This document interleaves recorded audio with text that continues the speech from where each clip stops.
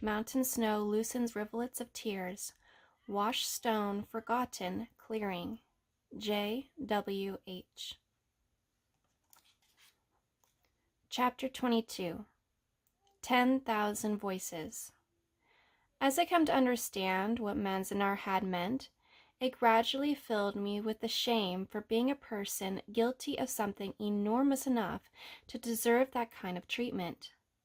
In order to please my accusers, I tried, for the first few years after our release, to become someone acceptable. I both succeeded and failed. By the age of 17, I knew that making it in the terms I had tried to adopt was not only unlikely, but false and empty.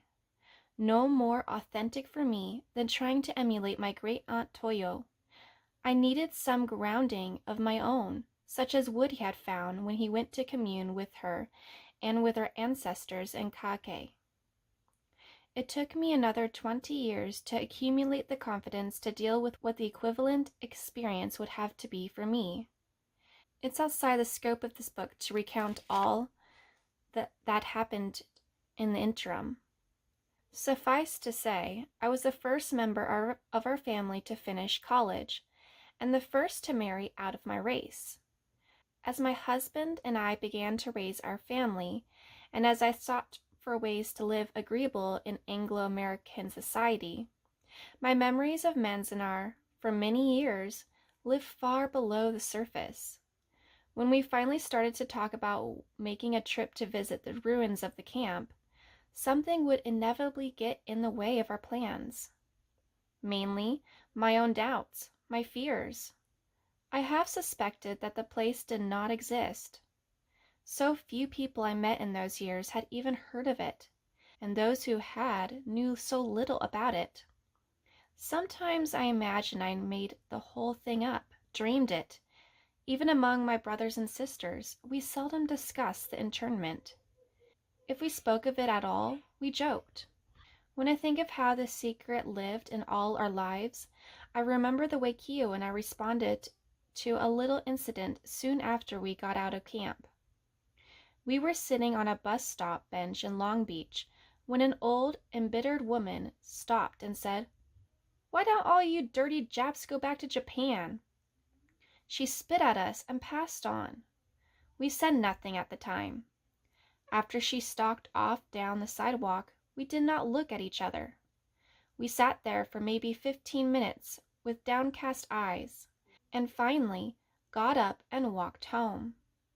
We couldn't bear to mention it to anyone in the family, and over the years, we never spoke of this insult.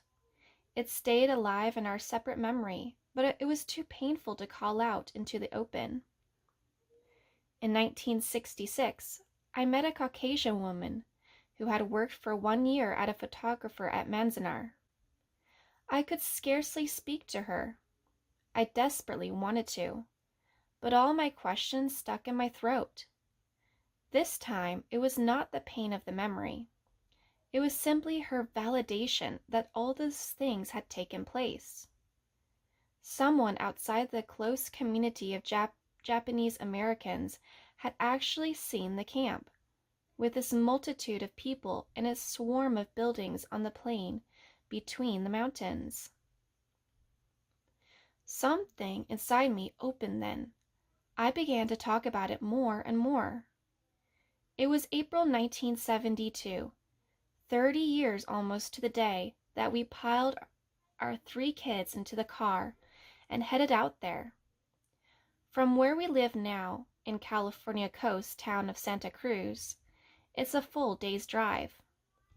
We started down 101 to Paso Robles, crossed over the Hummocky Diablo Range to the Central Valley, skirted Bakersfield, and climbed through Tehachapi Pass into the desert. At Mojave, we turned north onto the same road our bus had taken out from Los Angeles in April 1942. It is the back road to the Sierras and the main route from Southern California to Reno and Lake Tahoe. We joined bikers and backpackers and the skiers heading for Mammoth. The traffic through there is fast, everyone but the bikers making for the high country. As we sped along wide roads at 60 and 70, with our kids exclaiming at the sights we passed and our car loaded down with camping gear, it seemed even more incredible to me that a place like Manzanar could have been anywhere within reach of such a highway, such a caravan of pleasure-seeking travelers. The bikers peeled off at Red Rock Canyon, a gorgeous bulge of pink cliffs and rusty gulches, humping out on the flatlands. After that, it was lovely desert, but nothing much to stop for. In 100 miles we passed two oases, the first at the Olancha, the second around Lone Pine, a small, tree-filled town where a lot of mountain buffs turn off for the Mount Whitney portal. A few miles out of Lone Pine, we started looking for another stand of trees, some tall elms and what remains of those gnarled pear orchards. They were easy to spot. Everything else is sagebrush, tumbleweeds, and wind. At its peak in the summer of '42, Manzanar was the biggest city between Reno and Los Angeles, a special kind of western boomtown that sprang from the sand, flourished, had its day, and now has all but disappeared. The barracks are gone, torn down right after the war. The guard towers are gone, and the mess halls and the shower rooms, the hospital, the tea gardens, and the white buildings outside the compound. Even the dust is gone, spreading brush holds it to the ground. 30 years earlier, Army bulldozers had scraped everything clean to start construction. What you see from the road are the two gatehouses, each a small empty pile box of a building faced with flagstones and topped with tiny pagodas, with shingled curved roofs. Further in you see the elms, most of which are planted by internees, and off to the right a large green building that was once our high school auditorium, now a maintenance depot for the Los Angeles Power and Water District, who leased the land to the government during the war and still owns it. Past the gatehouses, we turned left over a cattle guard and onto a dirt perimeter road that led to the far side of the campsite. About half a mile in, we spotted a white obelisk gleaming in the distance and marking a subtle line where the plain begins gradually to slope upward into the alluvial fan that became the base of the mountains. It seemed miraculous, as if a block of stone had fallen from the peaks above and landed upright in the brush, chiseled, solitary, 12 feet high. Near it a dozen graves were outlined in the sand with small stones, and a barbed wire fence surrounded them to keep back the cattle and the tumbleweed. The black Japanese script cut into the white face of the obelisk read simply, "A memorial to the dead." We were alone out there, too far from the road to hear anything but wind. I thought of Mama, now 7 years gone. For a long time I stood gazing at the monument. I couldn't step inside the fence. I believed in ghosts and spirits. I knew I was in the presence of those who had died at Manzanar. I also felt the spiritual presence that always lingers near awesome wonders like Mount Whitney.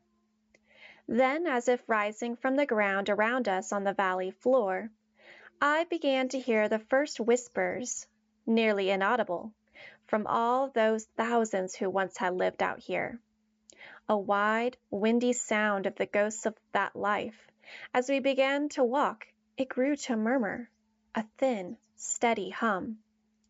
We turned the kids loose, watching them scamper off ahead of us, and we followed what used to be an asphalt road running from the back side of the camp, a mile out to the highway. The obelisk, built in 1943, and the gatehouses are all that have survived intact from internment days. The rest of the place looks devastated by a bombing raid. The old road was disintegrated, split, weed-sprung. We poked around the remains of hospital foundations, undermined by erosion channels. We found concrete slabs where the latrines and shower rooms stood, and irrigation ditches, and here and there the small rock arrangements that once decorated many of the entranceways. I had found out that even in North Dakota, when Papa and the others say men imprisoned there had free time, they would gather small stones from the plain and spend hours sorting through a dry stream bed, looking for the veined or polished rock that somehow pleased the most.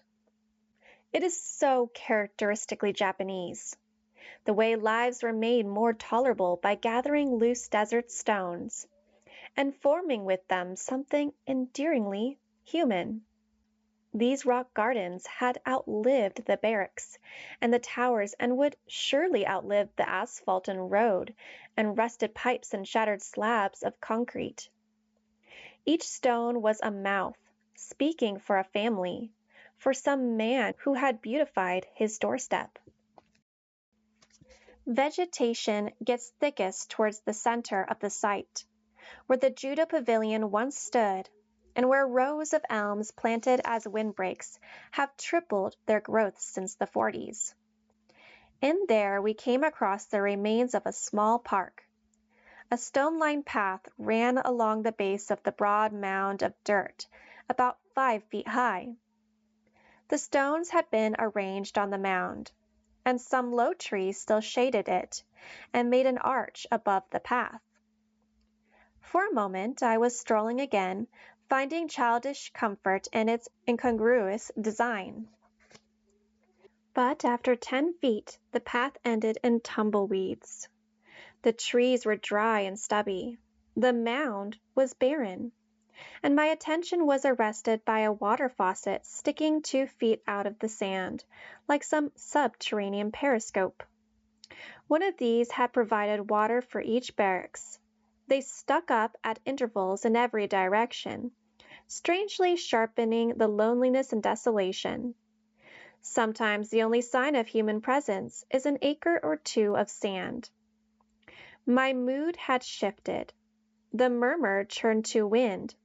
For a while I could almost detach myself from the place and its history, and take pleasure in it purely as an archaeological site. I saw the outlines, patterns the city must have taken. I imagined where the buildings stood, almost as I once did nosing around old Roman villas in Europe. We saw a low ring of stones built up with cement and wondered who the mason was who knelt there and studied the shapes before fitting them together. We moved around the ring a few feet to find out. This was the old flagpole circle, where the stars and stripes were hoisted every morning, and the inscription scratched across the top said, "Built by Ueda and crew, June 10th, 1942, AD." The AD made me shiver. I knew that the man who inscribed it had foreseen these ruins and did not want his masonry identified with the wrong era. His words coming out of the stone became a voice that merged with all the others. Not a murmur this time, but low voices muttering and chattering all around me. We were crossing what used to be a fire break, now a sandy field devoid of any growth. The wind was vicious there with nothing to break it, and the voices grew. The fire break was where we had talent shows and dances and outdoor movies in the summer, and where the kids played games. I heard the girls' glee club I used to sing in, way off from the other side of the camp. Their tiny grade school sopranos singing, "Beautiful Dreamer, Wake Unto Me." I closed my eyes, and I was 10 years old again. Nothing had changed. I heard laughter. It was almost dusk. The wind had dropped, and I saw old men squatting in the dirt, Papa and some of his cronies muttering and smoking their cigarettes.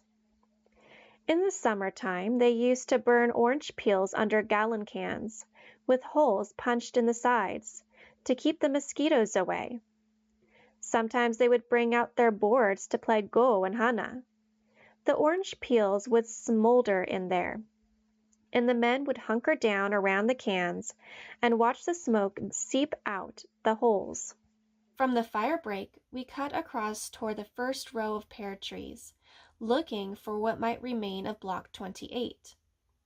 There wasn't much to guide us but the trees themselves and the view I remembered of the blunt, bulky Inyo Range that bounds the eastern limit of the valley.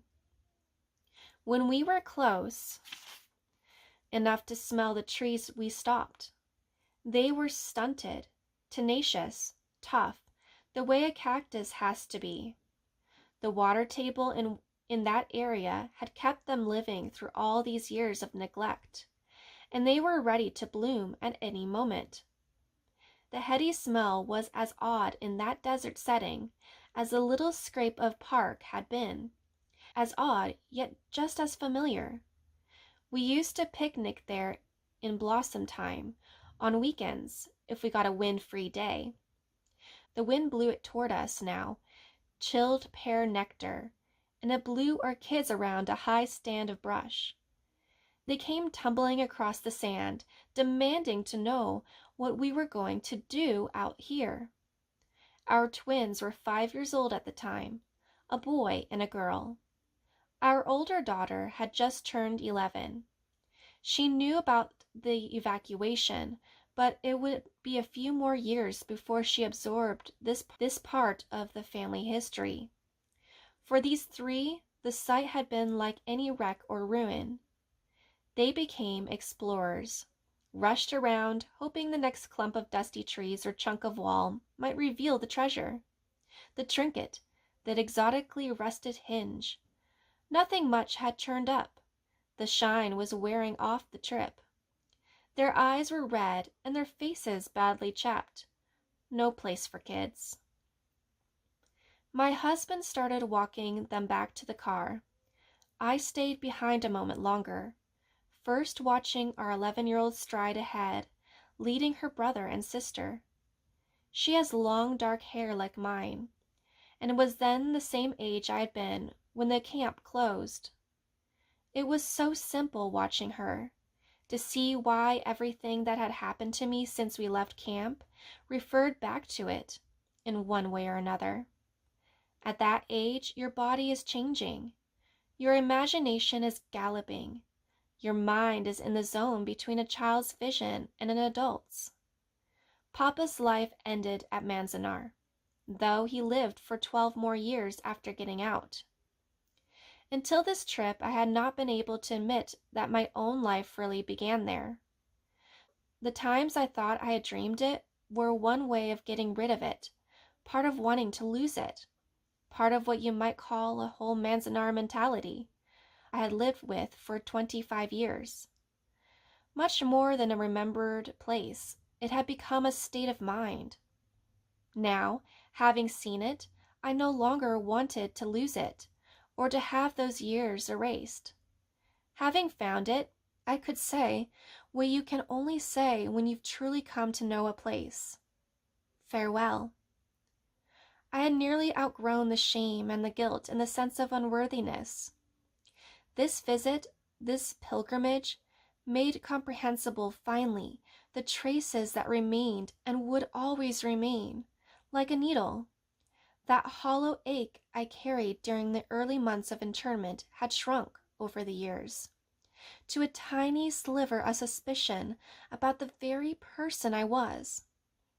It had grown so small sometimes, I'd forgotten it was there. Months might pass before something would remind me. When I first read in the summer of 1972 about the pressure Japan's economy was putting on American business, and how a union in New York City had printed up posters of an American flag with "Made in Japan" written across it, then that needle began to jab. I heard Mama's soft, weary voice from 1945 say, "It's all starting over." I knew it wouldn't. Yet neither would I have been surprised to find the FBI at my door again. I would resist it much more than my parents did. But deep within me, something had been prepared for that. Manzanar would always live in my nervous system, a needle with Mama's voice. A gust of wind rushed through the orchard, bringing ice off the white slopes, and more blossom scent. It hurt to inhale deeply. I pulled my coat tight, ready to head for the car's warmth, but also wanting to hold this moment a little longer. I might never be back here again. I was poking around brush clumps and foundation chunks looking for something else. One more sign. Anything. I found another collection of stones, off by themselves, but so arranged that they could not have been accidental. Nearby, an edge showing through the sand, I uncovered a single stepping stone, slightly worn, that led nowhere, yet lay as a subtle appendage to the small rock garden. One of these had lain outside our barracks door, a first step below 3 wooden ones. It could be ours. Perhaps not. Many barracks had such entrances, but this one would serve. I could call it the rock garden Papa put there, almost a sign I wanted. Not quite enough. There was more to all this than the lovely patience of these gathered stones. They were part of it, but there was something else in the air, a sound, a smell, just a whiff hanging on the gust from the orchard, or blown down the ghostly alleyway of what used to be the street we lived on. I was hearing Mama's voice once more, but differently, louder now, right in front of me, and I smelled cork burning. That was one of Papa's remedies. When her back knotted up, he would take little coins of cork and place them on the tension nodes and light them, and the cork would burn dark rings in her skin as she hunched on the porch steps, groaning with relief. They were sitting on the steps like that, Mama hunched, Papa tending the blackening rings, one morning a few days before we left camp. Now that smell and those voices in the wind from the orchard brought with them the sign I was waiting for, the image of a rekindled wilderness in Papa's eyes. 27 years earlier, I had carried it with me out of the camp, only half understanding what it meant. Remembering now, I realized I had never forgotten his final outburst of defiance, but for the first time I saw it clearly as the gathered desert stones, and when I left today for the good, I would carry that image with me again as the rest of my inheritance. It was the day Papa suddenly came back to life and decided to go into Lone Pine and buy a car. Mama had been packing, and that brought the uncertainty of our future to such a sharp point. Her back went into spasms. She didn't want to talk. She wanted to concentrate on the rings of heat. She let Papa rant a long time before she reacted. "That's crazy, Co," she said. "Don't call me crazy. You think I'm going to ride that stinking bus all the way to Los Angeles? It's cheaper than buying a car." "Cheaper? What is it worth to be packed in there like cattle? You call that cheap? We don't have money to buy a car." "I know how much money we have." He jumped to his feet then, rushed into the house, came out with his hat on and a shirt, half buttoned, and his walking stick and his turtleneck sweater tied around his neck, and took off striding toward the main gate, leaving Mama with her back full of smoking cork, which had done no good at all, since this new move of his merely bunched her muscles up worse than ever. It was late afternoon when we heard the horn, still blocks away. Without looking out the door, Mama said, "Here he comes."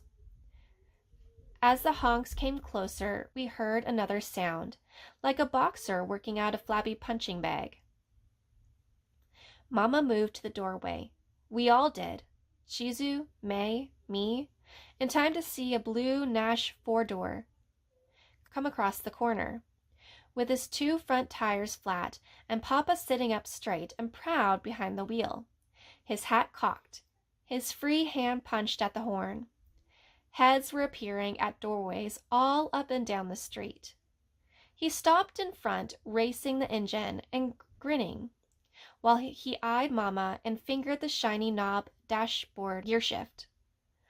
On the seat between his legs, he held a half-empty quart bottle of whiskey. He yelled, "What do you think, little Mama?" She didn't answer. He had not been drinking much at all for about 6 months. She stood there waiting to see what he was going to do. He laughed and made the engine roar and demanded to know where all his boys were. He wanted to show those yougars what a real car looked like. Kyu was the only son still in camp, and he had gone off to help someone else load furniture. So Papa announced that he would give all his women a ride. Mama protested, said he ought to get those tires fixed if we expected to take this car all the way into Los Angeles. Papa roared back at her, louder than the engine, and with such a terrible samurai scowl that all went leaping and piling into the car. Mama last, slamming the back door and climbing into the front seat next to him. "You think it's a pretty good car?" he said, pleased by this show of power. Mama said nothing. She sat very stiff, cool, enduring him. Chizu was a placater now, leaning forward from the back to pat him on the shoulder. "It's a fine car, Papa." "You watch." He grabbed the gear lever and rammed it in low. The Nash leaped, and we were cloppeting down the street on those two flats and two good tires, with Papa laughing, sipping from the bottle. "At the first corner," he said. "You think I can't pick out cars?" Softly Chizu said, "You did real good, Papa." He stepped on the gas, hitting maybe 30, swerving crazily. In the back seat, we were all thrown around, flung from door to door like rag dolls, and Mama bounced in front of us, and Papa's hat crunched up against the ceiling. May cried out, "Not so fast, Papa! You're going to wreck your car." "Think the car can't take it?" he yelled back at her. "You watch this." His gaiety turned ferocious again. He stomped the pedal, pushing the speedometer up to 35. His right front tire had shredded, and it flopped like a mangled arm. It lashed out, upending a garbage can. I started to cry. Chizu, her calm shattered, was yelling at him to slow down. Mama was too, and May was screaming. He wouldn't listen and told us to hold on while he swung into the street, careening past emptying barracks where suitcases and duffel bags sat stacked. As we passed people standing by the baggage, Papa swerved from one side to the other, waving. He laughed, growled, made faces. In front of us, a laden family was hiking out toward the main gate. Papa swung wide, honking and waving. "Hey, hey!" he shouted. They turned, too amazed to wave back. "Don't miss that bus!" he yelled. At the next corner, he spun off into a deserted section of barracks. These already looked like the ones we'd first moved into, sand piling up against foundation blocks, the clotheslines empty, all signs and markers gone. It made no difference to Papa that no one was out there to witness his performance. He aimed for tumbleweeds, lying in the roadbed and shouting with triumph each time he squashed one. Chizu and Mama and May had quit trying to control him. I'd stopped crying. We grabbed for handholds, covering our heads, hoping simply to survive until he hit something hard or ran out of gas. We came to a firebreak and Papa plunged into it, began to cut a twisty path across the emptiness, shouting, "Hiya! Hiya!" Gouging raged tracks through the dusty sand. The way this firebreak lay, there seemed to be nothing in front of us now but sagebrush and open country. Rising in the distance, south of camp to the range of round, puff-colored hills rumored to be full of rattlesnakes. The few times I'd wished I could walk in one direction for as long as I wanted, the threat of those rattlesnakes deterred me. And now, farther south, beyond the visible barrier, out in the world, I scarcely remembered, there loomed the dark, threatening cloud I'd heard grown-ups talk about. The way we seemed to be heading, I should have been frightened into a coma. But for this once, I was not. Watching Papa bounce and weave and shout in front of me, I was almost ready to laugh with him.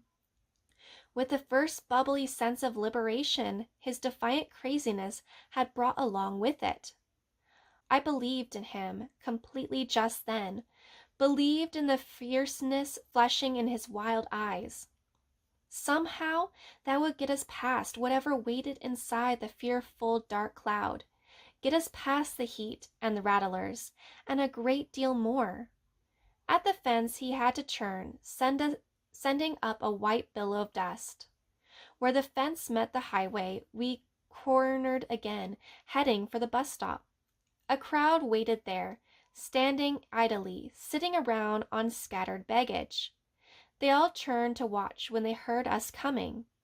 Papa tooted the horn and yelled out, "No bus for us! No bus for us!"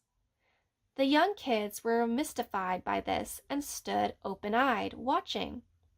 Some of the older folks smiled, waving as we hit a chuck hole and bounced. Papa swung left, and we clattered out onto the wide, empty boulevard that ran the length of the camp, back to where our baggage waited, and the final packing.